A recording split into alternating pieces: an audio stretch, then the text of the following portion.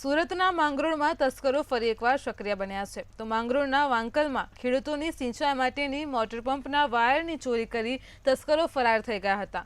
Motor પંપના વાયરની ચોરી થતાં જ ખેડૂતોની હાલત કફોડી બની છે। 3 થી 4 ખેડૂતોના મોટર વાયરોની ચોરી થતાં જ ખેડૂતો ત્રાહિમામ પોકારી ઉઠ્યા છે। આમ તો સુરત ગ્રામ્યમાં અવારનવાર ચોરીની ઘટનાઓ સતત સામે આવતી હોય છે। સુરત ગ્રામ્યના માંગરોળ વિસ્તારમાં તસ્કરો ફરી એકવાર સક્રિય બન્યા છે અને અનેક જે ખેડૂતો છે તેઓને ભોગ બનાવ્યા છે। ખાસ કરીને સુરતના માંગરોળના વાંકલ ગામની વાત કરીએ તો તસ્કરો દ્વારા જે ખેડૂતો દ્વારા સિંચાઈ માટેની જે બોરવેલમાં મોટરો મૂકવામાં આવી છે તેના વાયરોની ચોરી કરવામાં આવી છે। સીધા જે દ્રશ્યો છે તે આપને બતાવવા માંગીશ।